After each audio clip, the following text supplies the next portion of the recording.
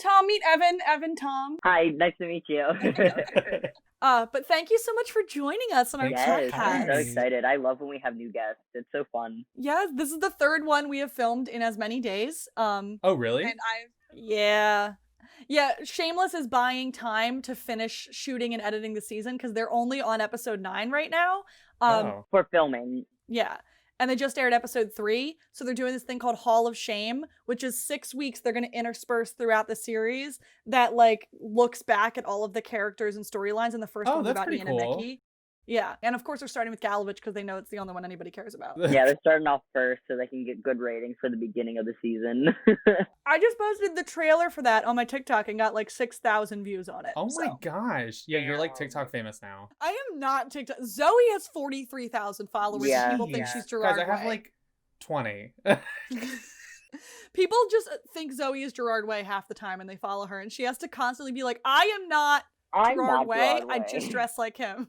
But she could like make a living off that. Like she'd be like the guitar guy in New York City. Yeah, she cosplays him constantly. I have a framed photo of her as Gerard Way from Yo Gabba Gabba in my bathroom right now. Amazing. But anyway. Wait, you know, I found out today, what? Kind of on topic. I didn't know Allison Janney was supposed to be Sheila. She was Sheila in the pilot episode. I did not know that. I found that out today. I was like, oh, fun fact. The unaired pilot, Sheila was Allison Janney and not Joan Cusack. Interesting. Allison Janney went and got Mom, and now she's amazing. Who's Allison Janney? I don't think I recognize that name. What is she from? Okay, she was most famously The West Wing was her biggest thing. She was the mom in I, Tonya. She's on the TV show Mom. I'm looking her up. What else? Oh, her. She was in this movie I watched that Chris Colfer was in called Struck by Lightning. Yeah. Oh, yes, she played his mom. I think I've seen that. I think you showed me that in college, Amanda. I 100% did. Yeah, that movie used to be on Netflix, and then I took it off like a couple years ago. I thought that was a good movie. Yeah. I went and saw that and Girl Most Likely when they were in limited release in like the local movie theater that I drive like 40 minutes to get to. I went and saw them, and I have the Struck by Lightning book. Wait, which one's Girl Most Likely? That is Kristen Wiig and Darren Criss. Oh, yes. Yeah. I've seen that movie's good. I haven't seen that movie in a while. Oh my God, she's the mom in Juno. I didn't know that. Oh, and she's yeah. And then she's also the Penny's mom from Hairspray. Right. Oh my gosh, yeah, she is. Wow. She's very famous and talented. Yeah, no, I know. Just exactly like who Joan. she is now. Just like Joan. Just like Joan. There is some prime Sheila content in this episode too. I'm very excited about it. Good. So let's kick this shit off. Hey everybody, what's up? Welcome back to the Luck We Had podcast, a shameless recap podcast. I'm your host, Amanda. I'm your other host, Evan, and today we have another special guest. Would you like to introduce yourself? Oh my God, it's Tom. I'm going to introduce myself like that all the time now. Good. For anybody who's new to the podcast, our first season, we had a couple of guests talk about the film Wet World with our previous guests, Simone and Asher. Wet World was written and directed by the wonderful Tom Hornberger here. He and I were college roommates, and he heard me talk about Shameless for so long, I'm surprised he's still friends with me. No, you got me hooked. I remember you got me hooked. That was one of like my coming out years, and you were like, there's a gay romance. I was like, oh, finally something I can watch and relate to. So maybe not like their relationship in the show, but you know. Oh yeah, I could see an Ian Gallagher correlation there with you a little in the early years. Yeah, a little bit. I'll take the compliment. Yeah, in that he thought that everybody didn't know he was gay, when in fact. Yeah, very true. Very true. Sorry, I love you. I think everyone knew before me. Yeah, so Tom and I were roommates for a year, and I don't know if I can spill the beans on this, but fucking Montclair, we've been graduated from them so long. Tom was also the mascot at our school. You're the mascot? Yeah, it comes up a lot. Like, people are like, you were the Red Hawk. I was like, yeah, I was the sweaty human being in that costume. How was that suit? I can't imagine wearing a mascot suit. It was really gross. There was like 4 of us, and we'd share the suit now, and it was just gross. It was fun though. I got a lot of free shit, so that's nice. I loved living with the mascot of our school. It was so fun. Tom and I fucking relied on each other all through college. The amount of times we just sat in our room when we were supposed to be doing essays, just yelling at each other. We relied on that golden minivan you had. But I'm so happy that you're here. I'm so happy to have you on. Completing the... I think I even called you out saying I'm going to get you on the show. So I think you did. But thank you for being here. Yeah, no, thank you for having me. Appreciate it. Yes, for season 2, episode 8, Parenthood, which we were very excited to talk about. Like I said, at this time, it is December 22nd. It is just before Christmas. This is going to air in a few weeks. So one of the Hall of Shames will have already happened. Maybe another episode will have already... No, another episode's not going to happen until January 10th. So this might come out before a new episode does. We're going to talk about season 2, episode 8. And I promise we're going to keep the spoilers as light as possible, even though Evan and I are constantly on our bullshit. Always on our bullshit. We do apologize, but the show's been out for like 10 years. You guys had time to watch it. So yeah, Tom, don't be afraid to jump in of our fucking insanity, because we will be going off the rails. All right. Because this is a quality, this is some prime time Mickey in this episode. Oh, I know. I was like living for it while watching it again. Yes. Okay, yeah, season 2, episode 8, Parenthood, aired on March 4th, 2012. It was written by Burt Hummel himself, Mike O'Malley. Only. I love Mike O'Malley. What a man. The poor guy's had such a long career, but we know him because we were fucking Glee fans, and we're like, it's Burt Hummel. It's Burt Hummel. Is that why they named it Kurt Hummel? Yeah, yeah, Kurt and Burt. Oh. See, I know my Glee references. So yeah, Burt Hummel, he'd probably be playing Tommy if he really wanted it. I screamed at that comment. I was like, you know what? That is probably the most spot on thing you've ever said. The fact that he would be like just Burt, but Tommy. Like, that's it. And then LaToya Morgan, staff writer, is also on this. She's been on every goddamn episode this season. Good for her. Queen of Shameless. She's the season 2 staff writer. Directed by, that's a new name, Daisy von Schurlermeyer? Yes, the female directors. That's a nice name, though. Yeah. This is her only Shameless writing credit.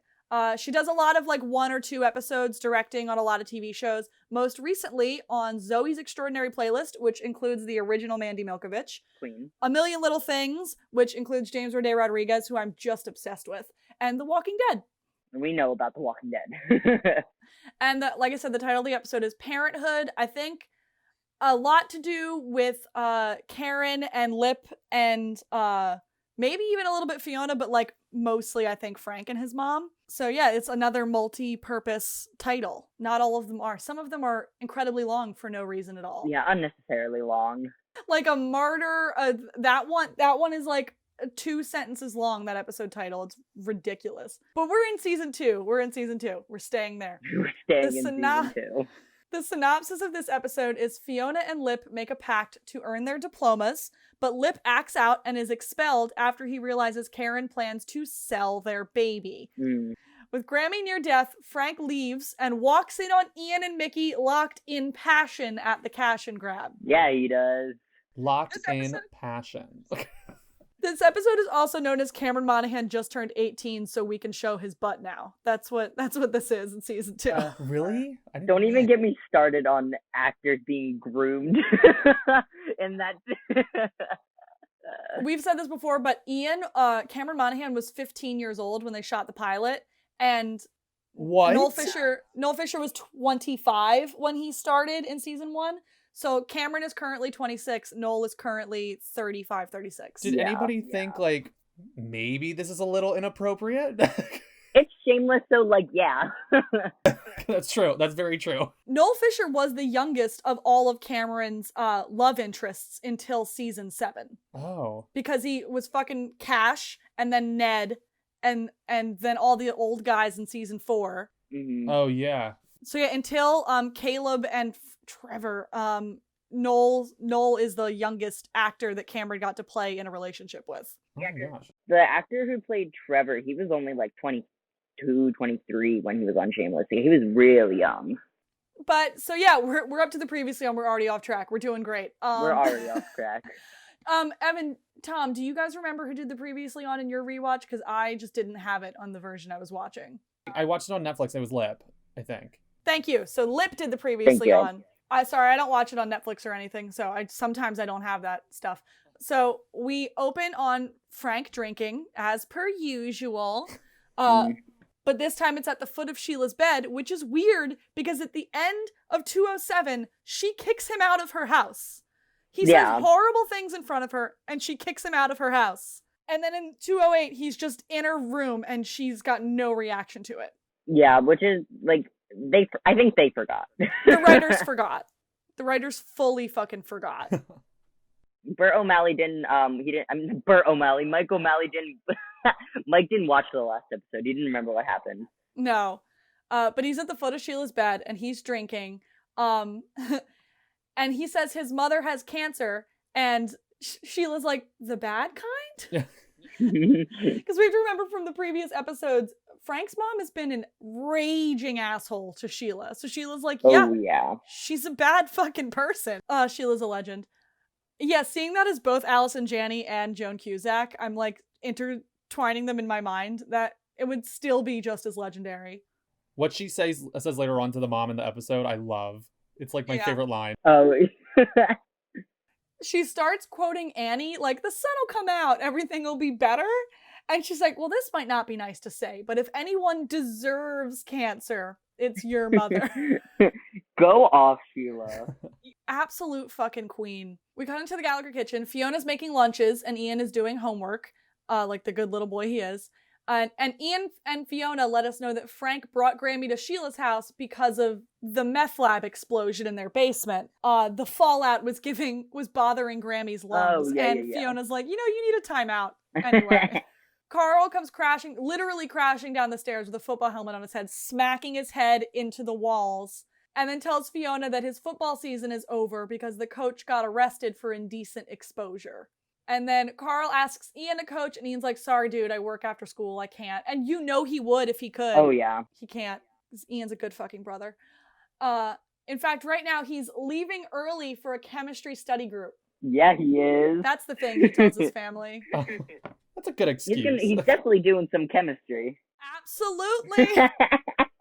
And then Carl asks Fiona to coach, and she just says no, go ask Lip. Because remember, Lip tried to drop out of high school, and Fiona just simply won't let that happen. And then over at the Jacksons again, Frank has to take care of his mom in the morning, and Sheila says, I heard you have cancer. I hope it's painful. That's my favorite line. And Frank gets a bucket for his mom to pee in, and then pieces out to the store to get his mom cigarettes and groceries. Sheila offers Grammy coffee, and then they get a bidding war about booze and soda.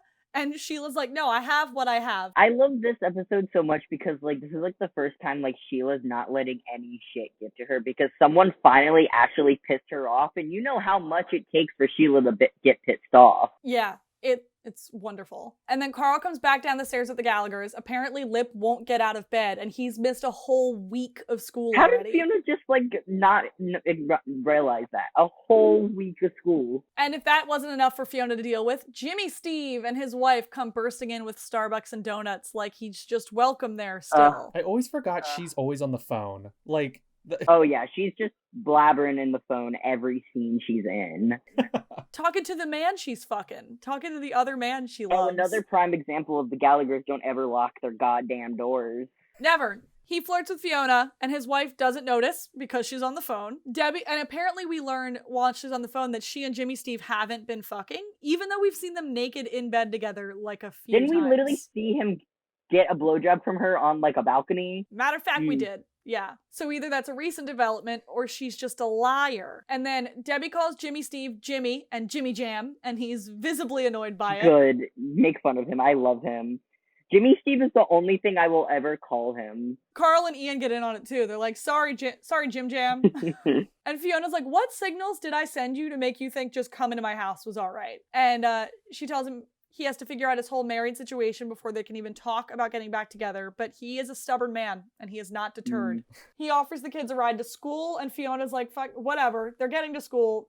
Leave me alone. Get out of my house. On the way, Carl convinces Jimmy to coach his football team, because Jimmy's like, does Fiona come to the practices? Yeah? Well, then I'll do it. Yeah. I hate him. Anyway, on to the main event, everybody! Yes! My favorite part. So Frank goes up to the cash and grab and discovers the front door is locked, which is weird. It's just the middle of the morning. So he goes in the back, which is unlocked. He opens the cooler to look for a drink, and what does he find? Ian's bare ass and Mickey's leg over Ian's shoulder because they're fucking face to face in the cooler. First of all, that shot, like, Mickey's leg is, like, extended. Like, they are doing some acrobatic bullshit in that cooler. I promise I'm not going to talk about the new episode that much, but, like, that gave war flashbacks. Mickey's been doing his stretches. I didn't watch the new season at all yet. It's so good. All I have to say to you about episode 3 is Nick Jonas. Nick. That's What? it. Nick Jonas. That's it. You get no context. Now you just have to watch it. Okay, well, when this podcast is over, I will be going to watch that episode. 3 episodes to catch up on. I promise, episode 1 is bad, but just get through it. Episode 2 is great. Episode 3 is transcendental. Phenomenal. It is. Do they do a lot of callbacks now? Like, are they doing a lot of Yeah, callbacks? they've done a few now. Specifically Mickey callbacks. A lot of Oh. Mickey He does callbacks. the fuck you, and especially fuck you. Oh. And then this gave me war flashbacks. And then they tried to have Debbie recreate a Mickey thing, but like Mickey's entrance line, but like it just doesn't vibe. It doesn't work. Did you see the parallel of Franny going, I gotta poop, to the one of Ian doing it? I thought that one was cute. In season 4, It's like Ian's, I don't know if you remember, but like in season 4 when Ian's like so med out, he's just like sitting at like the counter in the kitchen, he just goes, I gotta poop. And then they had Franny do it in the most recent episode, and it was just cute. because Ian took his meds without eating, and Mickey's like, if you take them without eating, you're gonna get diarrhea real bad. Then Ian's like, I gotta poop. Can you imagine how many times I've watched all of their scenes? It's too many. Too many. But anyway, back to season 2, where Ian and Mickey have just been walked in on fucking face to, which is revolutionary for Mickey at the moment. The fact that they're fucking face to face means that an emotional connection has happened at this point in their relationship. In the cooler, so Frank like clears his throat and he's like, "Hello, boys," and they both freeze. freak out. And with lightning speed, they're both standing up, and Mickey's got murder in his eyes through the grates of the cooler. And Frank says, I came in the back. No pun intended. Fuck you, man. Frank good. takes up the groceries for his mom and lets himself have some of the cash from the Yeah, he register. basically just robs the cash and grab after that. And then salutes them when they come out of the cooler dressed and goes, as you were, sailors, and leaves. I think about this scene all the time. Frank, an ally. Well, remember early on when he was trying to get Liam back earlier on in the season, and he just tricked himself out to men in a gay bar to get money to get Liam back? That. I like vaguely remember that. He was just like, he would For some reason, when we were watching he was it. like posted up in like one of the stalls, and he had like a line out the door. He got paid because men wanted to blow him, and then they paid him for it. But yeah, he's an ally. Back at the Gallaghers, Lip is asleep, and Fiona slaps him awake, as you do with your siblings. And then Fiona bullies him about going back to school, and he points out that he dropped out, and she's like, yeah. He points out that she also dropped out of school, and she's like, yeah, I had to fucking raise you all. Our mother ran away, and our father is Frank Gallagher. And she's like, but you've got the golden ticket. You don't get to just drop out in your senior year. That's not a thing that I'm going to let happen. He insists he's going to get a job because he still thinks he's going to be a father. He still thinks Karen's kid is his. And Fiona won't back down about this. She's like, I'm going to stab you in the chest. You're graduating. I love her, but Lip is like, I understand from like an outside view, but like, boy, like you can't just drop out right away. Karen doesn't even seem like she wants him anywhere in her corner besides inside of her. You're not even going to be a dad. Like, even if it was his, like, finish your school year. You've got time. You've got a whole pregnancy to finish your school year. And then they strike a deal. If Fiona gets her diploma, so will he. And she is not one to turn down a challenge, so she makes that deal. Because she's only a few credits shy of graduating. And then anyway, back in the land of gay panic. Yes, I just want to state for the record, all of the notes of every Ian and Mickey scene were done. I paused the episode, did the note of the scene, and then watched it. Because I've watched it so many times, I just did the notes from memory. and then I just enjoyed the scene. So Mickey devises a plan to straight up murder Frank and dispose of the body. And it's kind of foolproof. Like, he's got a buddy at the quarry. He can melt down some teeth. Like, he can get rid of this body. And Ian's like, you don't have to do that. I'll talk to Frank. He'll already have forgotten about it later. Like, it's not a big deal. But Mickey can't chance that and tells Ian to stay put. Mickey's gonna go murder Frank real quick. And then we join Lip and Fiona at the high school. Lip re-enrolls, and Fiona has a meeting about finishing her credits. Half of the semester of high school left. That woman was so sassy in that scene. I was like, girl, like, calm down. I want to say she was mean about it, but like, we've seen meaner in Carl's school, and she's a secretary in a public school in an underfunded area of Chicago. She's doing her best. She tells Fiona she can take the GED, which is the diploma for quitters.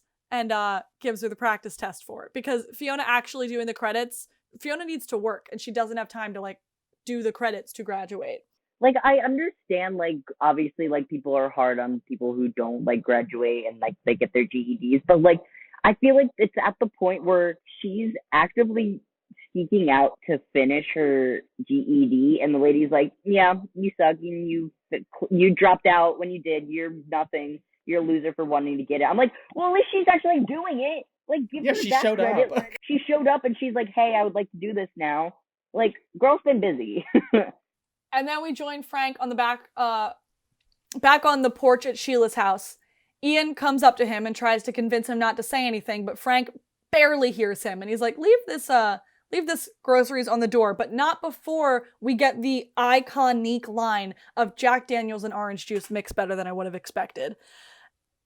Just the Ian and Mickey conversation, the fan fictions that have been written about that fucking line. And also, did everybody see Nick Jonas's bio this week? Because yes, I sure did. I did see your tweet about that. Tom, I'm gonna lose it. So we, back on the porch, Ian tries to beg Frank not to say anything, but Frank ignores him and just walks away. Ian leaves the groceries for Sheila at the door, and then we get a really nice storyline transition. And, like, he drops the groceries, rings the doorbell, and walks away. So we're walking away from Ian's storyline. And then the door opens and Karen walks out, and now we're in Karen's storyline. And I just really appreciated that transition into the next thing that we're paying attention to. It was nice. It was very smooth than just being like, cutscene. Yeah, there's a few of those in this episode, which is sort of nice. So Karen opens the door, brings the food in, and leaves, and then we catch sight of Jody's tent, which is still in the backyard from when she kicked him out of the house and then gave Lip a blowjob right in front of him. Yep. So Sheila gives him a kazoo signal to come in the house now that Karen is gone. And then over to the Milkovich house, where we meet two of Mickey's cousins, brothers. Wait, no, you missed the best. You skipped over the best part. Like, she kazoos like one little tune, and then Jody's like, what? And she's like, and he's like, what? And then she's like, come inside. And he's like, oh, okay. Because I think there's like multiple calls. It seems like they have that, like, one means like you're safe, one like two boops or whatever means nothing. But she like yells at him to come inside. I love her. He is far too stupid to remember all of those. But yeah, Mickey's house. We're at the Milkovich house. We meet two of Mickey's. I think Joey and Iggy are his brothers. I feel like his brothers and his cousins are the same people. The way that were they ever introduced before? Yes. No. I think he had a different set of brothers in the first season than the people that are in this scene. Like the guys that are by his side in that big opening tunnel scene of the first time we ever see Mickey, we never see those guys again. We never see those actors again. Oh. But the guy who plays Iggy, like, is still active on, like, Tumblr and Twitter and stuff talking to fans. But That's Iggy cool. and Joey are, I think, his brothers. So they're slapping each other's hands at the kitchen table.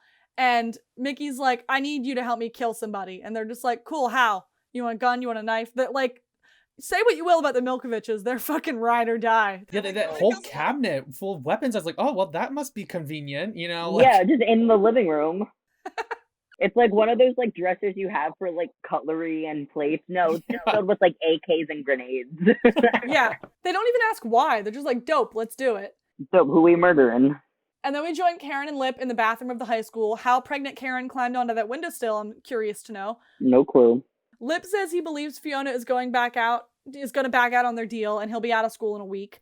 And Karen says she's going to give the baby up for adoption and then lights a joint, as pregnant women do. And then she asks him to play the dad at adoption agencies with her because it is her job to hurt this boy. And they get interrupted by a guidance counselor who is disappointed in Lip for blowing his fucking potential, just like everybody else is. I love all the adults in this episode going, hey, Lip, what are you doing? At least he's at school for once. Yeah. So he updates Lip's schedule and says Lip is going to get into an Ivy League school, whether he likes it or not, because this guidance counselor doesn't get many smart kids like him in his lifetime. Also, I like the end of this scene where, like, when they're helping Karen down from the ledge. That's cute. That's the one cute part. That's the one time I liked Karen. But it was just cute. They, like, helped her down. Oh, are we Karen haters here? Oh, yeah. Okay. We fluctuate. We have sympathy. We have sympathy for her.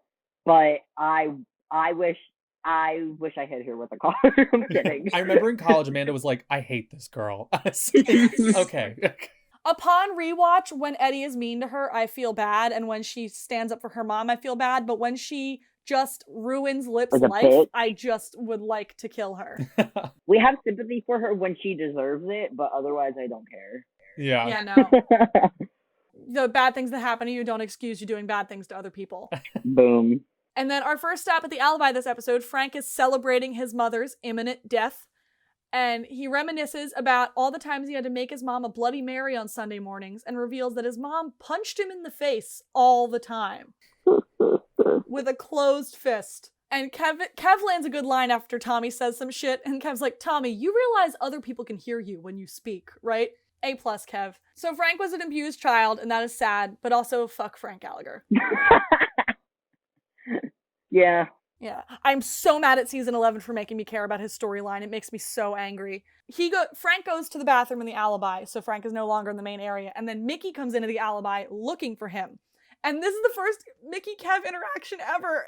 They don't know they're gonna be best friends! So he's like, where the fuck is Frank? And Kev's like, which Frank? And Mickey's like, you know which fucking Frank. Kev says, don't get salty, sweetie. He's not taking Free. any shit from Mickey. And this is like gross Mickey look. He's in a dirty tank top with a dirty hoodie, and this is when he has that nasty dyed black beard. Oh yeah, Tom, fun fact, Noel Fisher started to grow out a beard because he was going to leave Shameless for the season and go work on Hatfields and McCoy's, which was a cowboy show. So he wanted to grow out a beard. But he is ginger and his hair grows in blonde and patchy. So it was a patchy blonde beard that they then colored in to make it look like a full brown beard. God. And then Hatfields and McCoy's made him shave the beard off anyway. Oh So my he God. just looked dirty for nothing. I would just also like to say, I am the biggest Kev fan ever. Yes, Whenever he's on screen, my heart drops a little bit, so just saying that. I agree. Respect.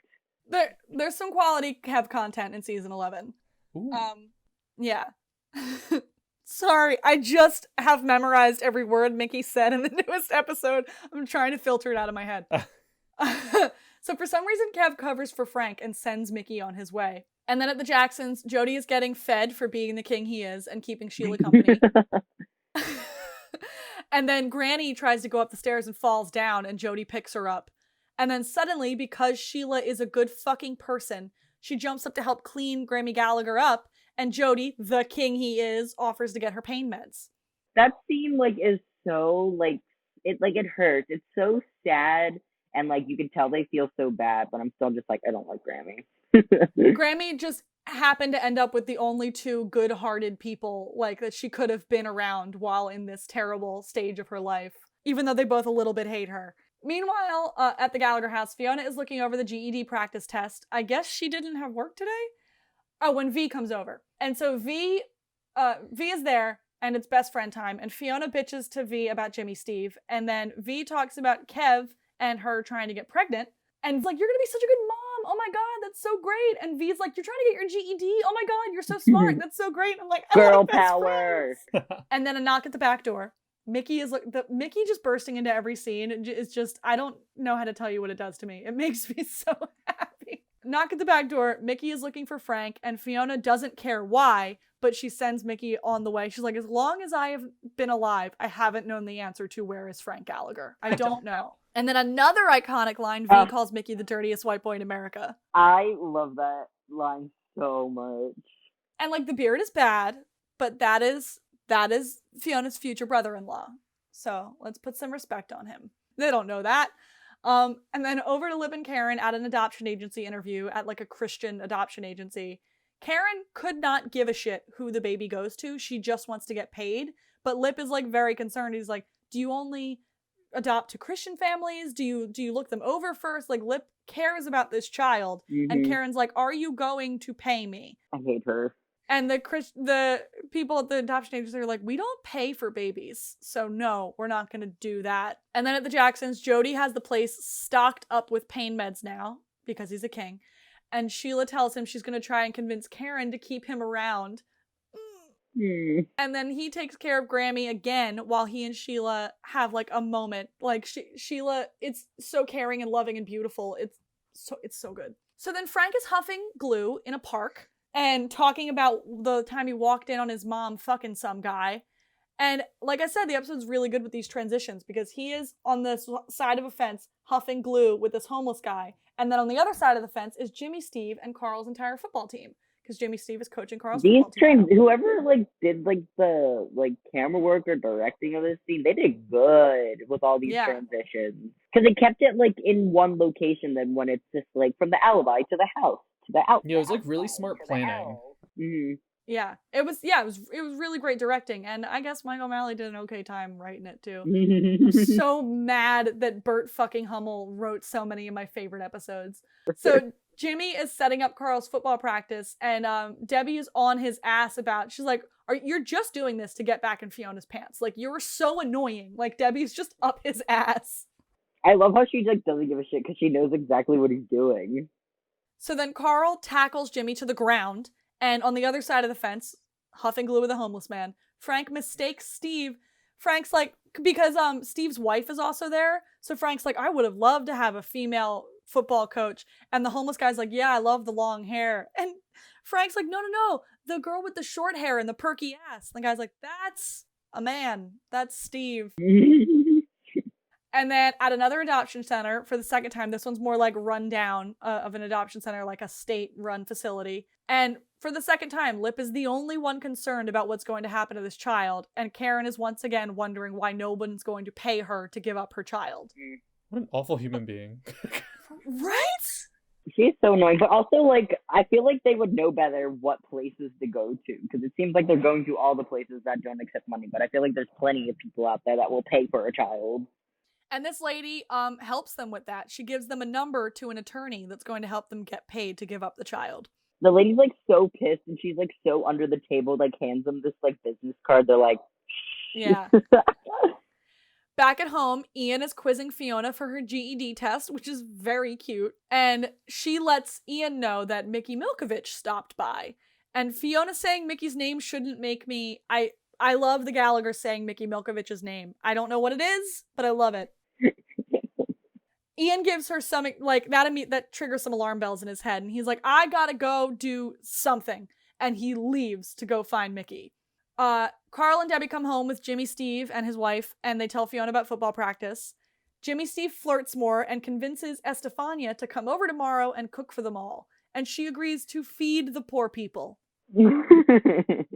Listen. I love Estefania because she doesn't know what's going on. She's just there to have a good time. Yeah.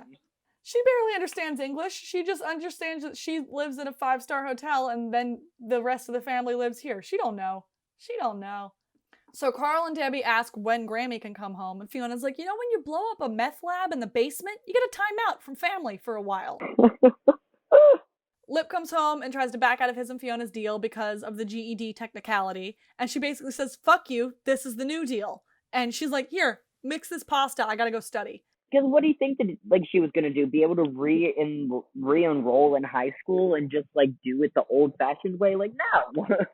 She's gotta, pay for the roof over their heads. Even though Ian is still the only one with a stable job in this family. True. With built-in sex. And then Frank comes home to Sheila and is upset that his mother is still there. And now she's even more comfortable because Jody got her a hospital bed for the living room. Sheila shows Frank all of the pain meds, and honestly, anything she says after that is white noise to him. He sees pills. He's like, he doesn't take in not one morsel of information that she's given him. And then he sends her to bed, and then just goes for he sends Sheila to bed, and then instead of taking any of the pills that are there, he goes for the IV bag that is plugged into his mother and puts it in his own arm. What kind of asshole? First of all, the sharing of needles. Second of all, taking the There's IV. so many wrong things in this scene. And then another shot that lives rent-free in my head. Mickey's You Up hand is hanging out of a car with a cigarette in it as he stakes out the alibi waiting for Frank. It like scrolls up his hand into him in the car. Rent-free, my guy, rent-free. I made too many music videos in seasons 1 through 4 for me to not have that shot memorized. Iggy asks why they're hunting Frank again. And Mickey's like, he raped some girl. And they say statutory or other. And like, boys, let's not. Yeah. Listen, there are only a few redeemable Milkoviches. And then Karen comes home sees the Frank IV situation, and she's full Juno, by the way. She's got her arms full of snacks and a Slurpee in her hand, just pregnant, stepping over Frank to get upstairs. The next morning at the Gallagher house, Debbie tells Fiona when to get her paycheck from the club, because Fiona got a text. Fiona's like, could you not, like, answer my phone and pretend to be me? That'd be great. And then Ian's out the door. He's got another morning study group, because I guess he couldn't find Mickey last night. And the lip comes down. He and Fiona trade some snarky bullshit at each other. Jeremy Allen White and Emmy, just the chemistry is... I love them. That's probably one of the most things I'm sad about when Fiona left the show. Is I was like, damn, all of her scenes with Lip are always so good. Big agree on that. Yeah, did she win an Emmy for which season? Nobody ever has. I don't Really? think anybody's ever won an Emmy for Shameless. Emmy Russell. William H. Macy did like years ago, but it wasn't more so for the show itself. I think it was just for him. Yeah. Did he win one? Or did he just get I think nominated? so. Yeah, I think he won. Yeah, I remember the one year he won one. I thought she won one for some reason. I don't know why. Googling, has Shameless ever gotten an Emmy? Yeah. Oh yeah, he got one for playing Frank, but that's it. Other people deserve awards for this show, but we don't have time He to was get into nominated. He was nominated for like lead actor for like 5 years in a row on Shameless. that. But that's only because he's William H. Macy. Yeah, If the character was played... he has so much more credible things behind him, so it's easier. Yeah. So Carl is still wearing his helmet. He asks Debbie to hit him in the head with a baseball bat, and she does it. Good for her. Debbie, somebody has to have the brain cell today. Who has the brain cell? Outside of the Jacksons, Ian is waiting. He once again begs Frank to make it clear to Mickey that Frank won't say anything. And Mickey is scared and freaking out, and Ian does not want Mickey to go back to juvie. Let's make sure Ian doesn't care if Frank dies. Ian doesn't want Mickey to get caught because he can't be away from him because he loves him. Frank barely listens, rattles off some nonsense about men have always had men since the dawn of time. And Ian is worried for his boyfriend, and someone needs to hug him and tell him everything's going to be okay. The cuts in this scene are really weird. Like, I feel like they were trying to make some stylized choice or trying to bullshit a stylized choice out of not getting a clean shot of the whole speech. Did you notice that, Tom, that it was like cutty and weird? Yeah, and then there's another scene coming up that I was like, oh, the coloring in this scene is not good. I don't know who rewatches as like if you watch it, we'll get to it later, but I'll let you know. What character does it involve? So It's I know to Lip. stop. It's Lip? Okay. So, over to Kev and Lip. They're putting the ice cream truck away for the season.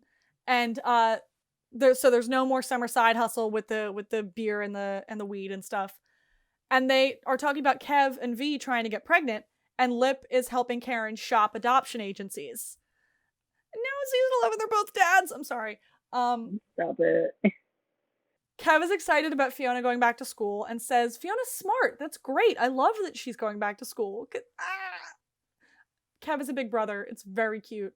And then Kev becomes yet another adult telling Lip he is too fucking smart to quit school right now. Good job, Kev. I love Kev. That's adult number 3 just in this episode, not counting all the times Ian has said to him over the last few episodes, you're throwing your life away for this woman. And then, again, they love transferring from one himbo to another. They do it a lot in this season. We're over to Jody and Sheila again, taking care of Grammy Gallagher. She's feeling, she's feeling bad for herself and that she's been banished to a stranger's house to ride out her death. She says she needs more pills because her piece of shit son stole all of them. And Jody jumps on it like a superhero. Sheila calls him a superhero, and Grammy's like, he's not a bad guy. He's pretty cool. So then because I think like at this point, Jody's just like getting all these drugs from like a buddy of his or something like that. Like it's not like her actual prescription. Oh yeah, and Grammy's like, I appreciate a man who hears that I am in pain and then goes to procure me pain meds. I love that guy. Mm-hmm. And he like cleaned her up and carried her up the stairs and set up a bed for her. Grammy's like, you know what? Jody's a good dude. And she and Sheila sort of they have a conversation and they mend fences and they apologize for all the things they said to each other. And like, it's really good. It's a good storyline. And speaking of good storylines, Mickey, this scene. Mickey comes back to the cash and grab. He's desperate. He's spinning out. He's been looking for Frank all night. And Ian tries to assure him that Frank won't say anything, that Mickey doesn't have to do this. Frank has walked in on Lip and his girls, Fiona and all of her boyfriends. It's not that big of a deal. And Mickey's like, you do not understand. If word gets out that I am fucking a man, my dad will murder me. My dad will murder me. Ian's super emotional. He's on the verge of tears. He's so upset. He doesn't want Mickey to do this. And then Mickey says no. He quits his job. He tells Ian they're done. He takes what he's owed for the hours of the week out of the register. And Ian tries to stop him one last time, and Mickey snaps and says, what do you think, we're boyfriend and girlfriend here? You're nothing but a warm mouth to me. Sorry, but I gotta go kill your dad. I'll be doing a whole lot of people a favor, including you. And like, oh, tell me that scene didn't break you when you first saw it. Ian hurt so bad. Like, fuck Frank, like, I agree, Mickey, but goddamn. I just love them so much. And like, I don't have time to get into the psychology of it all, but like, Mickey is so afraid. He's so afraid. And right when he was feeling comfortable with Ian, right when they were like hanging out and doing it face to face in the like, and they were best friends. Like, they're not only boyfriends, they're best friends, and that's so evident through this whole season. And like, god damn it, this hurts. I have to admit, they really got that right. Like, when like you think someone found out like you're gay, like you get so desperate to like try to cover it up or like do anything you will. Like, so I give credits to Shameless for that. Yeah, especially like with the in-depth characters of like Mickey and like the Milkoviches themselves. Like, I'm glad it wasn't just like they made it more of an issue. Like, because what I really liked about Shameless is that we had Ian's whole coming out story, but we never really saw any homophobic remarks or whatever. It was a very clean like coming out, and then you get to see the other side with Mickey with like having non-accepting parents or like having like obviously being the dirtiest people alive, so they always got all the bad views and stuff like that. Yeah, I agree. And like it sucks that like most of their relationship and most of their storyline is like hiding and running and hiding, but it makes it so much sweeter. And now that they're like out, and Mickey's talking about getting butt fucked in the alibi, like it's not a big thing anymore. Yeah, like the payoff is so nice. Yeah. Like, they deserve it after all of their 10 years of bullshit. Like, they deserve this. Yeah. But this scene, you're nothing but a warm mouth to me, like, and like that colors the way that Ian sees himself. I know it does. The way that Ian sees himself and the way that Ian sees how men treat him for years to come. Like, men outside of Mickey, you're nothing but a warm mouth to me, like, resonates with Ian. Oh god, I need to do an in-depth dive of Ian's storyline too, because Mickey's is one thing, but Ian's is crazy. Goddamn, Ian's is another story. Yeah. So yeah, Mickey leaves to go murder Frank, and Ian's heartbroken.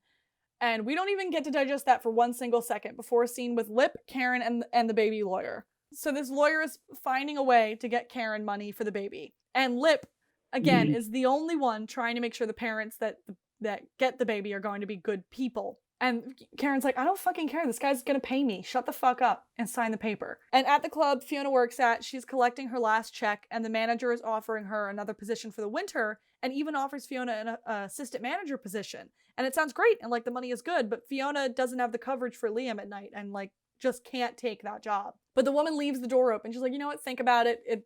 Job's yours if you want it, and leaves the door open for her.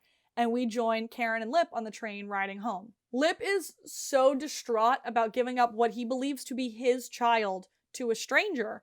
And Karen again tells him that they're not even sure it's his. And I'm so against the way that Karen handles his feelings about this. But an attitude I love is Jody. He's playing the bongos in the Jackson living room while Sheila does Grammy's nails. What a great group of people. Grammy asks for a road trip to the Alibi and pulls out a bag of cash to mail to her kids. And Sheila's like, Frank's gonna love that. Grammy's like, Frank's not getting a fucking dime of this. No. I thought it was just in the cushion. Like, she just pulled it out nonchalantly, like, oh, this is the money. Yeah, I have that here stored away. The leftover money she got from the plastic surgeon, aka Chuck, aka God from Supernatural. And in school, some very complicated math science thing is happening in the classroom. I don't know either of those things. I haven't done it since junior year. And Lip is paying about as much attention to it as I am. And then this sequence is so good. This is the scene. This is the coloring scene. Okay. But the teacher asks Lip to answer the question, and Lip says, I believe the answer to that question, like the answer to most questions, is fuck you. and then throws a chair through the window. And you say you're thinking Amazing. about coloring, but I want to say, what does it say about me that this scene reminds me of the scene in Hairspray where Zac Efron tells the teacher to kiss his ass? Yes. And also parallel, I don't know if you watched this show, but I'm not okay with this. There's like a scene where like everyone's like freaking out at the teacher, and this one kid like stands up, like pauses, throws his books onto the floor, pauses, and then just goes, "Motherfucker," and he goes, "Go to detention." Oh yeah. So Tom, what was up with the coloring in this scene? I didn't know. Okay, so if you watch, so like the shot of the teacher looking at Lip, right? The coloring's fine, but then they do a shot where it's like the window is on the right and it's a close-up of Lip, and it just looks so harsh, and I'm just like, who colored this shot? Like, what intern did they have come in and was like, this is good? And it just threw me out of the show. I was like, okay, it was, I could go back and watch it again because I was like so distraught. Like it pulled me out of it. I was like, this is so weird.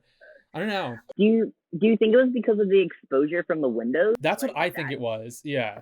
Also, sometimes they just get lazy with their editing. Like, there was a scene in season 10 where Terry Milkovich confronts Mickey outside of the Gallagher house, and they pull their guns on each other, and there's a shot of them pulling their guns on each other, and then it just cuts to another shot of them, of the guns, but like this time. Like, it was... There was no cutaway to either of their faces. Where's the continuity person? Even the music was like, "Duh," and it was incorrect. I realized that was a visual metaphor I just used on a podcast, but like it's. Oh yeah, sorry. Oh, is that during the you sure love Dick? And he goes, yeah, I sure love one. I sure love one. No, it was like, oh look, we shop at the same gun store. And like there's a shot of both of the guns at each other, and then a music cue, and then it's the same shot but from a different angle, and like their hands move. Oh my gosh! Good for them. They need to fire their continuity person. Mm-hmm. Hire me and Amanda. This is what happens when you have an editor on the podcast. I love it. Tom helped me edit and do so much of my stuff in school. Like, I would not have survived film school without this man. I would just like to give a huge shout out. Amanda pretty much wrote all my scripts, so thank you. I did not. I consulted Amanda, all and helped. the dialogue, all the snarky dialogue in my scripts were because of you, so I'm giving you a shout out now. Thanks. I appreciate it. You're welcome. Tom was also in my very first film, which I filmed on film outside, and was so blown out you couldn't see a single thing. It was this fair skin. Just kidding. It was me not knowing how to work a film camera. I don't think any of us knew how, so... Remember we were digitizing one of our classmates. Like, the way you digitize it is you just play the film on a projector and you just aim a camera at the screen and film it. And we were watching, we're like, that's a really cool fire effect you have going. That's not an effect, this is raw film, your film's on fire. Yeah. His film burned up while watching it. It was crazy. Oh my god. He lost like 15 seconds because all of us were mesmerized by how cool the effect looked when it was just the film strip was on fire. So funny. I'm so sorry to your friend, but holy shit. Oh god, seared into my brain, that is. Oh, Calcia. Okay, so Zac Efron got it. Anyway, Iggy comes into the Milkovich kitchen. Frank has been spotted because Mickey and his brother are in the kitchen. Iggy comes in. Somebody found Frank. And Joey and Iggy are like, we'll come join you. And Mickey tries to go alone, but they don't let him. They throw him some masks and they say they're going to ride together. And then meanwhile, Fiona lets the guidance counselor into the house and he tells her Lip has been expelled. But he already got another high school to agree to take Lip in. And I love all the adults looking out for Lip in this episode. Good, as they should. This random guidance counselor. One person's looking out for him. That we see like maybe one more time in the whole series. Deserves the Emmy. Over to Jody telling Grammy why he is sober now, because Jody is a sober man, as he wheels her down the street to the mailbox to mail the cash to her sons. And she's like, here, take these, take it into the mailbox. And he does. And while he does that, she tries to wheel herself into traffic in front of a bus. Jody saves her. And then we join Carl at a football game. Jody saves her and he's like, did you do that on purpose? She's like, yeah, I fucking did that on purpose. I love her. And then we join Carl at a football game where Fiona can't get Lip on the phone. And she's like, seriously? Seriously? You got kicked out of school? Explain this to me. And just keeps hanging up on him. Carl is kicking ass on the football team. This is getting out all of his aggression. He's just tackling kids nonstop. And that night, more cute Jody and Sheila stuff. And then Sheila and Grammy have a heart-to-heart. And like this is very touching and moving and lovely. But anyway, over to Mickey and his brothers carrying out the Frank murder plot. So Mickey sends the guys like another direction so they can like corner him in the alley. So Mickey gets Frank alone, is following him down the street, follows him into an alley. He's got a shot. He's out of eye shot, like he's got a shot on him. But he hesitates. He bites his lip. He thinks about what this would mean to Ian and him, about them, and then he throws the gun away and punches a cop so he can get thrown back in juvie. I love he just like walks up to a cop and he's like, hey, and then boom. Because being in juvie protects him from his dad, and that might just keep him alive a little bit longer if his dad finds out. Because he has trauma and emotional distress and daddy issues and internalized homophobia. You can read all about it in my 30-page paper linked in our website. He's got damage, but now he's happily married and fighting about his husband withholding sex in front of the entire family and at the alibi.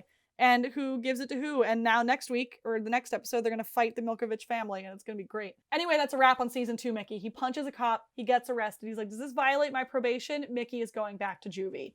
Noel and that terrible beard are going to go to a cowboy show that makes him shave it off, and then we'll see you in season 3, you precious boy. That's it for season 2 with him?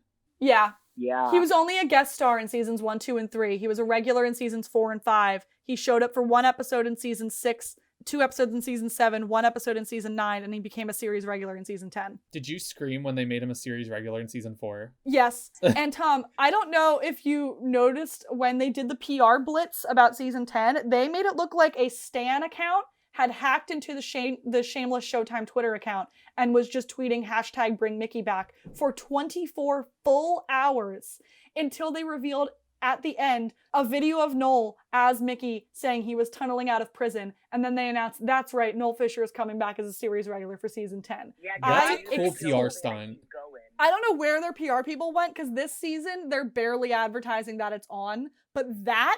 Yeah, that's like a cool stunt to do, yeah. It got all the people that were dejected and had given up on Shameless, reinvigorated. We're like, holy fuck, he's coming back. And the only reason he got brought back as a series regular is because when Cameron Monaghan said he was going to leave the show, he's like, I'm leaving, but you have to incorporate Mickey. Ian has to end up with Mickey. And then when they were like, oh fuck, we have to bring back Cameron because Emmy's leaving and now we don't have a main character besides Jeremy Allen White. So Cameron Monaghan said, yeah, I'll come back if you bring Noel back as a series regular. He knew Ian's storyline only ever worked with Mickey. So that's why Noel is a series regular now. Well, they finally realized, like, what a great storyline they had there. And it's, like, I don't know. That's why I think, like, I had to stop it for a little bit. Because, like, I was so invested in that storyline and it just kind of just went away. And I was like, ugh. Tom and, like, was there so through my... weird. He was there through my evolution of I love this show, I love this show, I love this show. What the fuck? Fuck this show. Anyone who watches this show. Yeah, like, it's so weird because you would think about how popular of a pairing they were and how well the show was doing for them to write him off so many damn times. Like, who was that for? Because they knew everyone would be pissed every single time he was back and then he wasn't. Like, they were just dangling that, and, like, they had to have known that was gravely affecting their views and, like, their engagement with the audience. Because the moment they said anything about Mickey back, so many people rose in from the shadows that were gone for so many years because they're like, hell yes, our favorite character is back. Did they not deal with that in season 6, 7, 9? And then they were like, hey, guess what, for season 10? If you look at the viewing metrics in season 7, all of the episodes without Mickey were like in the way lower than they'd been in previous seasons. And then the episodes with Mickey tripled their viewership. And then the next one without him had 1/3 of that viewership back. I don't understand shows that don't realize shows that don't cave to fan service. People are like, well, they're just caving to fan service. Fans are the ones watching your show. Same with movies. Like, I just don't understand. Like, people do not listen to fans sometimes, and it's so aggravating. And then there's things like Sonic the Hedgehog that put out a trailer, fans went, that's bad, and they fixed it, and it was amazing. Shout out to Sonic the Hedgehog. I never thought I would say this on this podcast. Shout out to Sonic the Hedgehog for actively listening to their viewership. God, oh yes. So yeah, that's a wrap on season 2, Mickey. We'll see you next season. And then we go over to Sheila's house, because when we don't have Mickey, we get Sheila. We get Sheila. we go over to Sheila's house where she's trying to help Grammy kill herself. Grammy would like to die now. And they're not great at this. They try a plastic bag. They try just holding her nose. And then Sheila and her decide that she's going to suffocate Grammy with a pillow. And so Grammy's like, don't puss out on me. And Grammy lays down and they put the pillow over her face. And Sheila gets consent to kill her. And then sits on the pillow until Grammy is dead. Joan Cusack is a winner, man. Shout out to Sheila for literally not batting an eye at murdering someone. She was putting her out of her pain and misery. Sheila's a good person. So Frank walks in while Sheila is still sitting on a pillow on his mom's face, but the deed is done. And Sheila's like, Frank, your mother has passed away. The fact that her literally sitting on her face, just being like, your mother has crossed over. And then at the Gallaghers, Jimmy, Steve, and his wife come over to cook dinner, but it is showdown time for Lip and Fiona. Jeremy Allen White and Emmy getting to flex. It's sexy. Them yelling at each other is sexy. I'm sorry. Mm-hmm. Fiona tells him he has to go to school, or he's got to get out of the fucking house. You go to school, or you leave. That's the deal. So he decides to leave. He packs up his bag, and he fucking leaves, which she did not expect. Carl runs after him, begging him to come back, but Lip just keeps going and walking down the street. And, I don't know why Carl chasing after him breaks my heart so much, but it really does. Yeah, it's actually sad. It's like that little brother, big brother dynamic. It's just so sad. Mm-hmm. And we cut to the credits. That's the end of the episode. In the after credit scene, Frank knocks on a door, and Monica answers. Bleh. And he says Mom is dead, and he gets on his knees and hugs her by the waist. And now Monica is back. Now Monica's back. And that sets us up for next week's episode, which I'm not ready to talk about. It's going to be real bad, man. But that is the end of this week. So to wrap it all up, Karen is trying to sell her baby. Lip is losing his mind. Lip won't go back to school, got kicked out. Fiona kicked him out of the house. And Fiona's still dealing with the Jimmy Steve situation. Debbie's sort of there. Liam exists, I think. Liam's somewhere. Ian's heartbroken. Mickey's in juvie. Grammy is dead. And Frank is bringing Monica back into it all. God.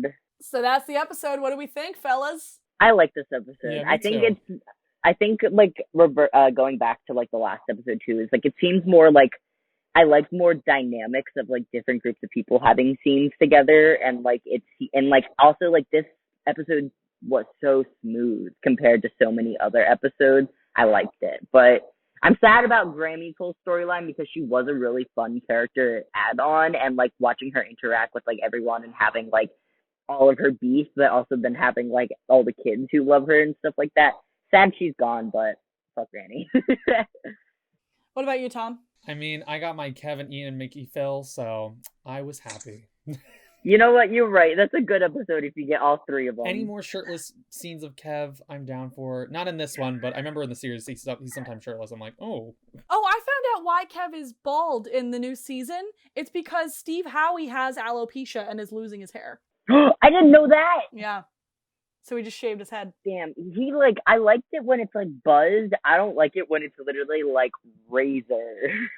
Yeah. He's too shiny. He's too rounded now. No, but I agree. I love some Kev content. I love Kev and Mickey content. I love the first interaction of Kev and Mickey in this episode, because Kev and Mickey in seasons 4 and 5 is amazing, and then season 10 is that or season 11 now is that on steroids. I'm super hyped for that. Those fucking awful banana pants. But no. I really like this episode. Jeremy Allen White and Emmy got to flex in this episode. Cameron got to flex in this episode. Noel got to flex in this episode. Everybody got to come out swinging, and there was very little Frank content, which is why I think I liked it so much. True. But they really, literally, when you grab William H. Macy and put him on the back burner and push the other ones to the front and be like, look how great our cast is. And the deep, emotional, wonderful storylines they get to do when it was still classified as a drama in season 2. Yeah, the acting is definitely on par.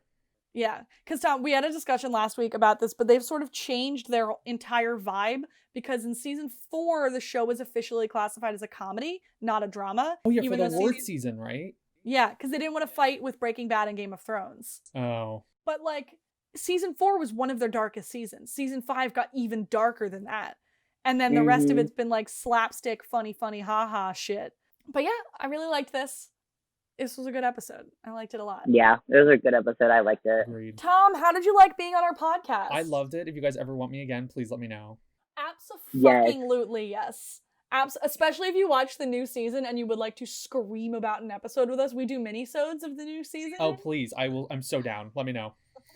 Yes, watch the 3 episodes tonight and then get back to us. Well, I will let you know what I think about Nick Jonas, whatever that reference is, but I'm going to find it Yes. out. Tom, I want you to live text me of how you're watching it, because like I will. I apologize. The first episode isn't great, but the second one is, and the third one, if you love Kev and Mickey content, you're gonna love the third one. Good. Oh yeah, you're gonna love the third one. But Tom, thank you so much for joining us. It was so good to see you. I haven't seen you in so long. It was awesome for having you. Thank you guys so much for having me. I really appreciate it. Tom, where can people find you on the internet? Well, I mean, you can follow my Instagram, I guess. Tom's been posting some dope-ass photos he took. Yeah, I'm a photographer on the side, so. What's your @, so everyone can follow you? It's Tom, and then period, Hornberger, HORNBERGER. The nicknames in high school were awful. But yeah, everybody go follow Tom's Instagram. His art is in-fucking-sane. Like, the photos he's been posting this week are ridiculous. It's so good. I really appreciate it. Thanks. Tom is one of the most talented people I've ever met, and that I'm honored to still have in my life, and that I got to live with for a year. Like, it was fun year. Like, I lived with him for a year, and then we basically lived together, even though we did, like, you were in my room constantly. We'd have parties, and somehow I ended up over at your apartment, and I'd be like, I think I just got tired of the parties. I was like, oh. Yeah.